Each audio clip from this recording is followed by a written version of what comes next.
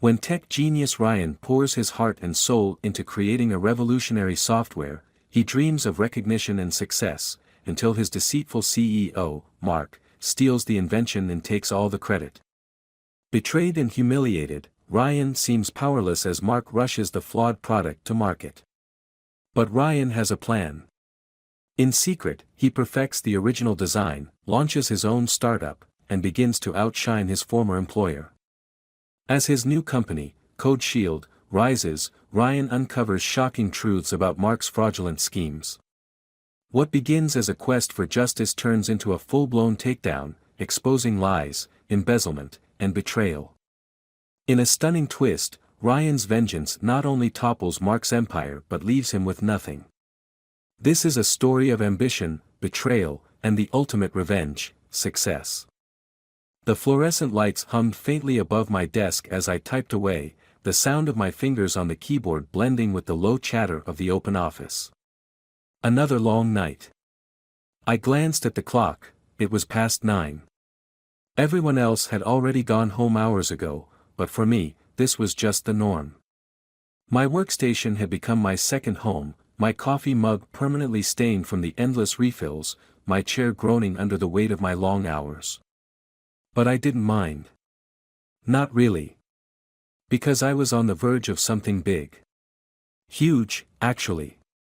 I called it Data Lock, a revolutionary piece of software that could change the way companies handled their data. It was more than just an idea, it was the culmination of years of expertise, late nights, and a stubborn refusal to give up when everything seemed impossible. Data Lock could encrypt and organize data so seamlessly it was like magic. And the best part? It was cheaper, faster, and far more secure than anything on the market. Every detail had been carefully thought out.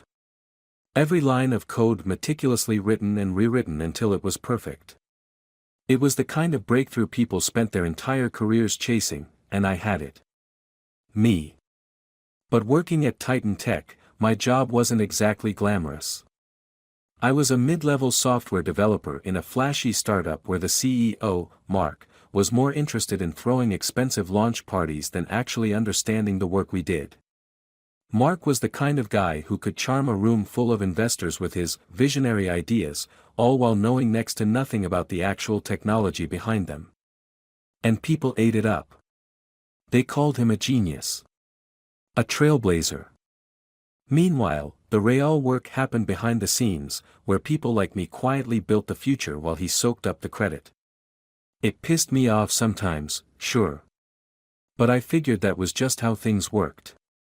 I didn't need the spotlight, I just wanted to build something meaningful. That's why Data Lock mattered so much to me.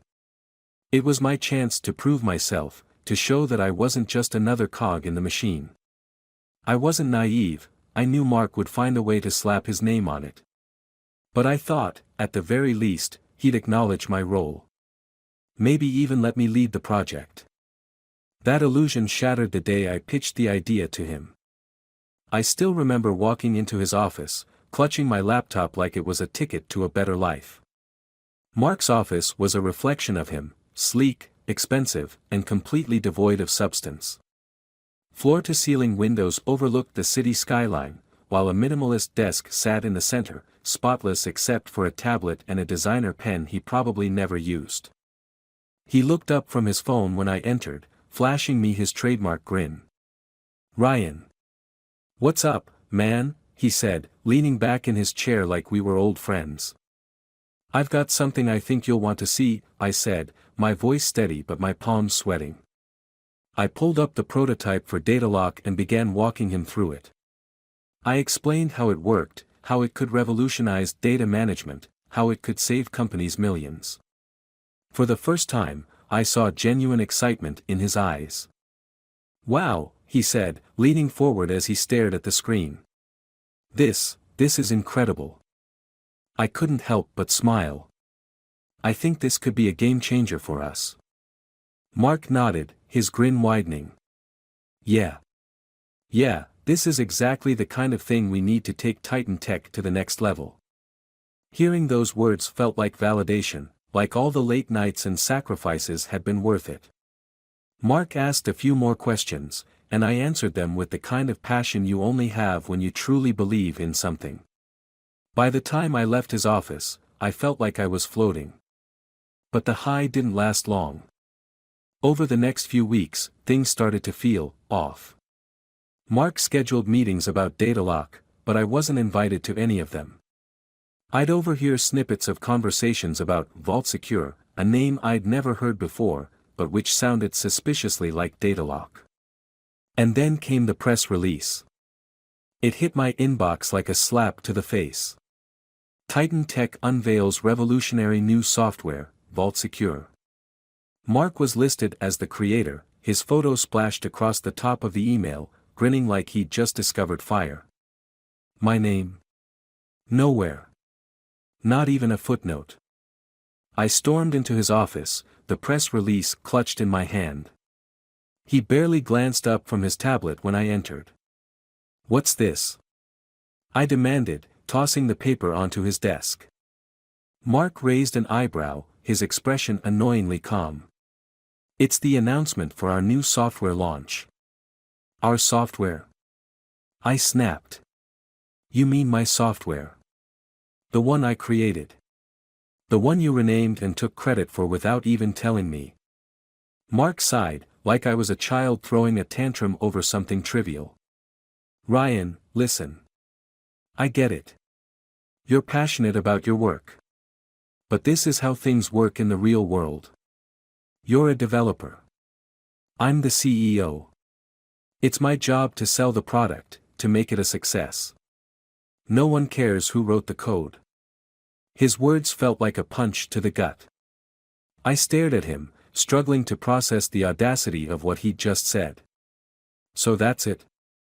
You're just going to steal my work and pretend it's yours?" Mark leaned back in his chair, smirking. "I didn't steal anything. You work for Titan Tech. Anything you create here belongs to the company. Read your contract if you don't believe me." I wanted to scream, to flip his desk over and storm out. But I didn't. Because deep down, I knew he was right. I had signed the contract. Legally, Datalock belonged to Titan Tech. And there wasn't a damn thing I could do about it. But as I left his office, something inside me shifted. Anger burned in my chest, hotter and more intense than anything I'd ever felt before. Mark thought he'd won, that he could take what was mine and get away with it. He was wrong. Because while Mark may have taken the spotlight, I still had the real power. Every line of Datalock's code was stored on my personal hard drive. Every blueprint, every prototype, everything he needed to keep Vault Secure running. And I wasn't about to let him get away with it. The days after Mark's betrayal were some of the darkest of my life. I showed up to work every morning, sat at my desk, and went through the motions. My co-workers probably thought I was fine. But inside, I was boiling with rage. Every time I saw Mark strutting through the office, shaking hands with potential investors or joking with the team, I felt the walls closing in around me. How could everyone be so blind? How could they not see him for what he was? I couldn't focus on anything else. I kept replaying our conversation in my mind, thinking of all the things I should have said, all the ways I could have fought back. But at the end of the day, Mark was right. Legally, he owned the work. The contract I signed gave Titan Tech full rights to anything I developed while working there. He didn't steal Datalock, I handed it to him on a silver platter. But that didn't mean I had to sit back and take it. For the first few days, I wasn't sure what to do. Part of me wanted to walk away, to quit and start fresh somewhere else. But the thought of leaving Datalock in Mark's hands made me sick. It wasn't just about the credit, it was about principle. He didn't deserve to profit from my work. I couldn't let him win. I started brainstorming ways to fight back. I thought about going public, blowing the whistle on what Mark had done. But I knew that would be a dead end. No one would care.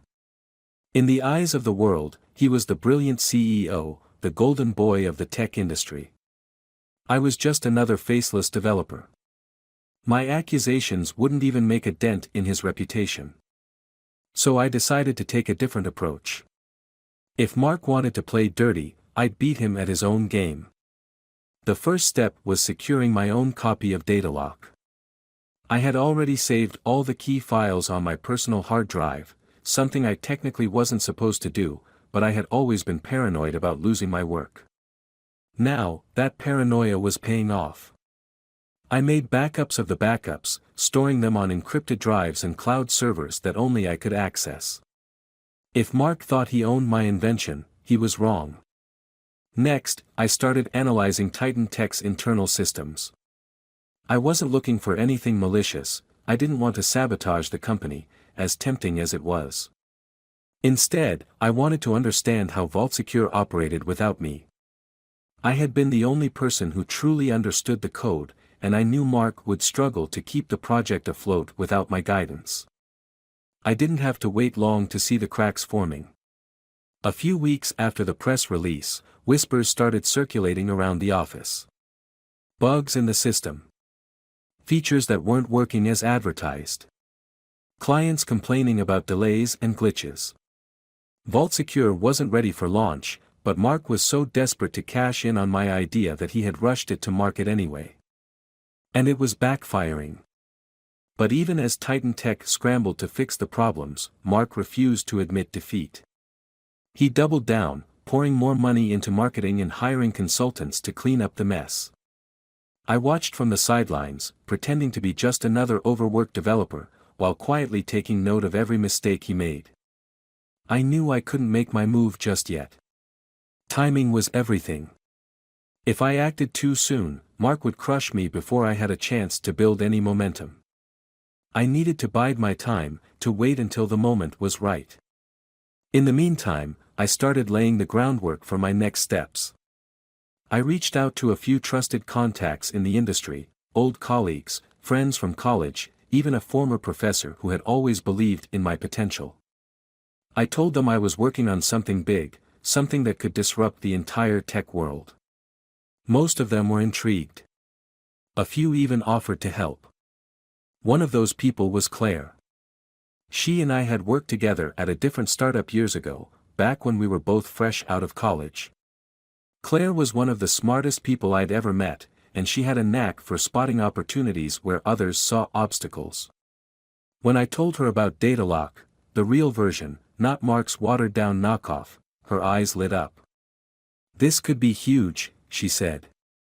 "But if you're going up against Titan Tech, you're going to need more than just a great product. You need a strategy." "I know," I said. "That's why I called you." Claire smiled. "All right. Let's take him down." With Claire's help, I started piecing together a plan.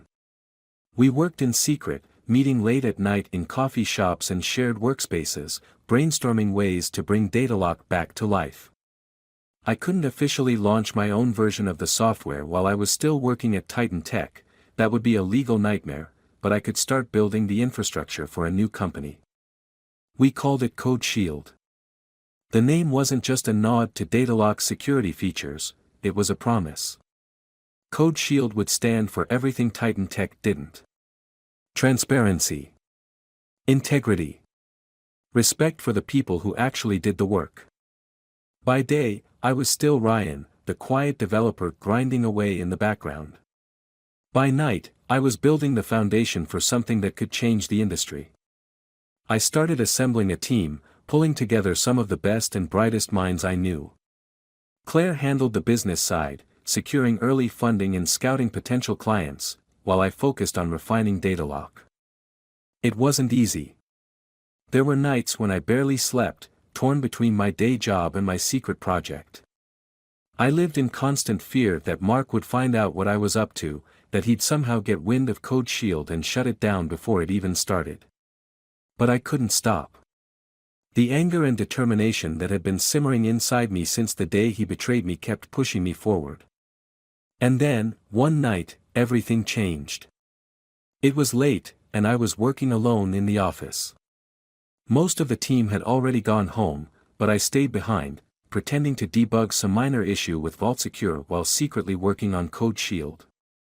I was deep in the zone when I heard footsteps behind me. I turned around to see Mark standing there, his arms crossed and an amused expression on his face. "Burning the midnight oil, huh?" he said. I forced a smile. "Yeah.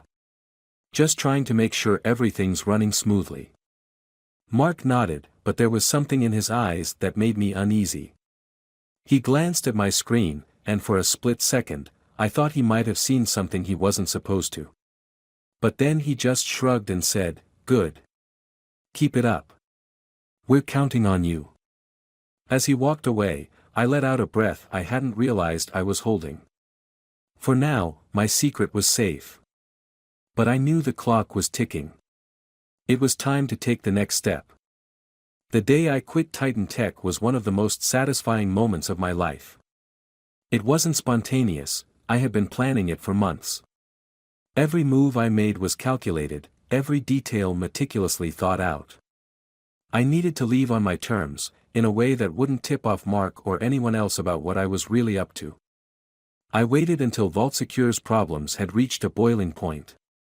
The bugs were piling up faster than the team could fix them, and client complaints were coming in almost daily. The office had turned into a pressure cooker, with tension so thick you could practically feel it in the air. Mark, of course, was still pretending everything was fine, walking around with that fake grin plastered on his face. It was the perfect time to make my exit. That morning, I walked into the office like it was any other day. I sat at my desk, tied up a few loose ends, and sent off some final emails. Then, I grabbed the resignation letter I had drafted weeks ago, folded it neatly, and headed to Mark's office. When I knocked on his door, he looked up from his laptop, surprised to see me. "Ryan. What's up?" I handed him the letter without a word. He opened it, his eyes scanning the page. For the first time, I saw his confident facade falter. "You're resigning?" he said, looking up at me. I nodded. "Yeah. It's time for me to move on." Mark leaned back in his chair, studying me. "Is this about VaultSecure?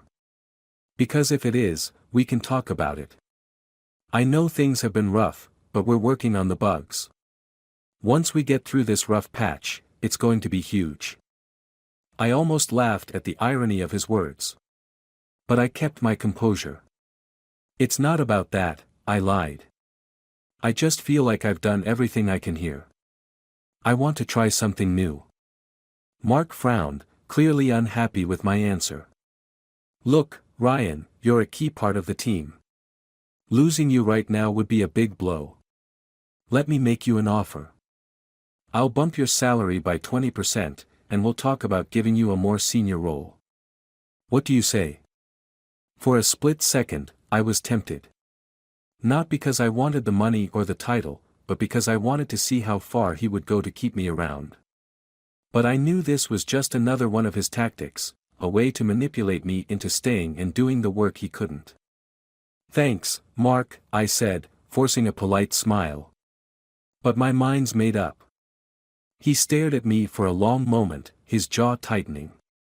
I could see the gears turning in his head, trying to figure out what I wasn't telling him. But eventually, he sighed and extended his hand. "All right. Best of luck, Ryan. You'll be missed." I shook his hand, trying not to let my relief show. As I walked out of his office, I felt a weight lift off my shoulders. I was free. But freedom came with a price. Leaving Titan Tech meant cutting off my safety net. No more steady paycheck, no more benefits, no more comfortable routine. If Code Shield failed, I'd have nothing to fall back on. But I wasn't afraid. I had spent months preparing for this moment, and I was ready to bet everything on myself. The first thing I did after quitting was dive headfirst into Code Shield. Without the restrictions of my day job, I could finally work on the project full-time. My team and I set up shop in a tiny co-working space on the outskirts of the city. It wasn't glamorous, just a few desks, some laptops, and a whiteboard covered in scribbles, but it was ours. Claire was a force of nature, juggling 100 different tasks at once. She handled everything from securing funding to setting up meetings with potential clients, while I focused on refining Datalock into something truly unbeatable. We rebranded it, giving it a sleek new name, Sentinel. The name wasn't just catchy, it symbolized what we stood for. Protection. Trust. A watchful eye that never wavered. Sentinel was everything VaultSecure claimed to be but wasn't. We knew we couldn't compete with Titan Tech on marketing or resources. Mark had millions of dollars and an entire PR team at his disposal. But we had something he didn't, a superior product. Sentinel wasn't just better, it was a masterpiece. Faster, more secure, and packed with features that left VaultSecure in the dust. Our first big break came when Claire managed to land a meeting with a major logistics company. They had been one of Titan Tech's early clients but had grown frustrated with VaultSecure's constant glitches and broken promises. Claire pitched Sentinel as the solution to all their problems, and I walked them through a live demo of the software. By the end of the meeting, their CEO was nodding enthusiastically. "This is exactly what we've been looking for," he said. "When can we sign the contract?" I could barely contain my excitement. After months of hard work and sleepless nights, we finally had our first client. From there, things started to snowball. Word spread quickly about Sentinel's capabilities, and more companies started reaching out to us. It wasn't long before we had a handful of loyal clients, each one thrilled to leave VaultSecure behind. Meanwhile, Titan Tech was falling apart. The cracks in VaultSecure had turned into full-blown fractures, and Mark's reputation was taking a hit. Investors were getting nervous, and clients were jumping ship. But Mark still had no idea that I was behind Sentinel. He probably thought I was just another former employee who had faded into obscurity. That was about to change. One afternoon, Claire burst into our office with a huge grin on her face. "You're not going to believe this," she said, holding up her phone. I leaned over to look at the screen. It was an invitation to a major tech conference, the kind of event where industry leaders gathered to showcase their latest innovations. Sentinel had been selected as one of the featured startups. "This is it," Claire said. "Our chance to go public. To show the world what we've built." I nodded, my heart pounding with a mix of excitement and nerves. "Let's do it." The next few weeks were a whirlwind of preparation. We fine-tuned Sentinel, rehearsed our presentation, and worked on building a booth that would grab people's attention. By the time the conference rolled around, we were ready. When the big day arrived, I couldn't help but feel a sense of déjà vu. The conference hall was packed with booths from dozens of companies, each one vying for attention. Mark was there too, of course. Titan Tech had a massive display right in the center of the hall, complete with flashy banners and a team of smiling representatives handing out brochures. But this time, I wasn't just another face in the crowd. This time, I had something to prove. As I stood at the Sentinel booth, watching the crowd gather around our display, I felt a surge of pride. People were genuinely interested in what we had to offer, asking questions, taking notes, and signing up for demos. And then, out of the corner of my eye, I saw him. Mark. He was standing a few booths away, talking to one of his investors. He hadn't noticed me yet, but I could see the tension in his posture. He looked tired, stressed, like the weight of VaultSecure's failure was finally catching up to him. For a moment, I considered going over to him, confronting him right then and there. But I stopped myself. This wasn't the time. My success was the only revenge I needed. And judging by the growing crowd at our booth, that revenge was already well underway. The tech conference marked the beginning of the end, for Mark, at least. Sentinel had been the star of the event. Our booth was packed all day, with executives, developers, and even journalists lining up to see our live demos. Every time I showcased Sentinel's seamless data encryption, I could see the disbelief on their faces. It was as if they couldn't wrap their heads around how much better it was than Vault Secure. But the highlight of the conference wasn't the attention we got from potential clients. It was the moment Mark finally noticed me. It happened late in the afternoon. I was talking to a group of executives from a Fortune 500 company when I felt someone watching me. I turned and saw him standing a few feet away, his face a mask of confusion and barely disguised panic. "Ryan," he said, approaching the booth. His tone was calm, but I could see the tension in his jaw, the way his fingers twitched at his sides. "What? What is this?" "Mark," I said, keeping my voice light. "Good to see you. This is Sentinel. It's our flagship product." His eyes flicked to the banner behind me, then to the laptop where the Sentinel interface was displayed. I could see the gears turning in his head as he connected the dots. This is data lock," he said, his voice barely above a whisper. "No," I replied smoothly, "this is Sentinel. Completely reimagined, with features Vault Secure could only dream of." Mark's expression hardened. "You think you can just rip off Titan Tech and get away with it?" I leaned in, lowering my voice so only he could hear. "You and I both know the truth, Mark. Sentinel isn't a rip-off, it's the original. Vault Secure was just your cheap imitation." Before he could respond, one of the executives I'd been speaking with interrupted. "Ryan, when can we schedule a follow-up? We'd like to move forward with Sentinel for our entire network." Mark's face went pale. He looked at the executive, then back at me. "You can't," he started, but I cut him off. "I'm sorry, Mark," I said, smiling politely. "I'm a little busy right now. Maybe we can catch up later." He stood there for a moment, stunned, before storming off. I watched him go, feeling a mix of satisfaction and adrenaline. But I knew this wasn't over. Mark wasn't the type to go down quietly. The fallout began a week later. Mark, true to form, went on the offensive. He filed a lawsuit against Code Shield, accusing us of stealing Titan Tech's intellectual property. His legal team demanded an injunction to halt all sales of Sentinel and sought damages that would cripple us before we even had a chance to fully launch. But I had been expecting this.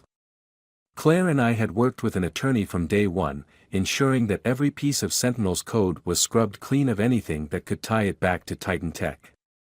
The core algorithms were mine, created long before I signed that cursed contract, and the features we'd added since leaving were entirely new. Mark didn't have a leg to stand on. The case dragged on for months, with Titan Tech's lawyers throwing everything they had at us. But every time they presented evidence, our legal team dismantled it piece by piece. Public opinion wasn't on their side either. Sentinel's success had attracted media attention, and the story of a scrappy startup taking on a corporate giant was too good for journalists to resist. As the trial progressed, more cracks began to show in Titan Tech's facade. Anonymous employees started leaking information to the press, emails, internal memos, even video recordings of Mark berating his team over Vault Secure's failures. The public image he had spent years cultivating was crumbling. And then, the bombshell dropped. It was a rainy Wednesday morning when Claire burst into my office, her face alight with the kind of excitement I hadn't seen since we landed our first client. She slapped a folder onto my desk. "You're not going to believe this," she said. Inside the folder was a stack of documents, emails, contracts, financial records. At first, I didn't understand what I was looking at. But as I read through them, the truth hit me like a freight train. Mark hadn't just stolen Datalock. He had stolen the funding that made Vault Secure possible. The documents revealed that Mark had diverted investment money earmarked for other Titan Tech projects into Vault Secure's development. Not just a little bit, millions of dollars. Worse, he had falsified reports to cover his tracks, lying to both his investors and his own board of directors. This came from one of Titan Tech's employees, Claire explained. They were fed up with Mark blaming everyone else for Vault Secure's failures. So they decided to share his dirty little secret. It was the smoking gun we needed. Not only did it destroy any credibility Mark had left, but it also opened the door for Titan Tech's investors to come after him directly.